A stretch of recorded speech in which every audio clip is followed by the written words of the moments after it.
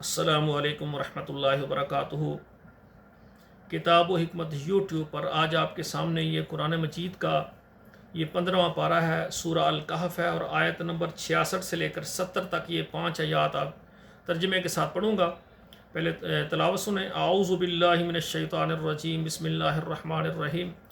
قال له موسى هل اتبعك على ان تعلمني مما علمت رشدا قال انك لن تستطيع معي صبرا وكيف تصبر على ما لم تحط به خبرا قال ستجدني ان شاء الله صابرا ولا اعصي لك امرا قال فان اتبعتني فلا تسالني عن شيء حتى احدث لك منه ذكرا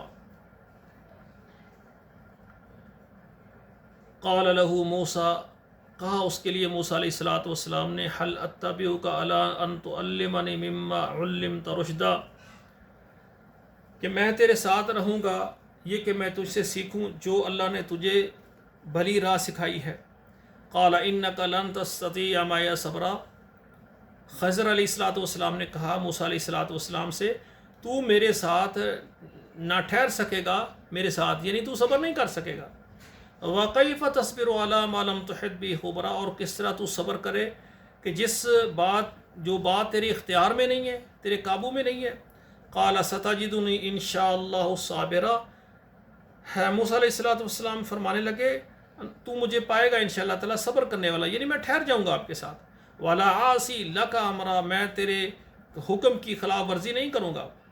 قَالَ فَإِنِ اتَّبَعْتَنِي، اگر تو میرے ساتھ رہا، فلا تسألنی عن شیء، تو کسی چیز کے متعلق تو مجھے سوال نہ کر، حتی احدث لک منہ ذکرا، یہاں تک کہ میں خود شروع کروں تیرے سامنے اس کا ذکر کرنا۔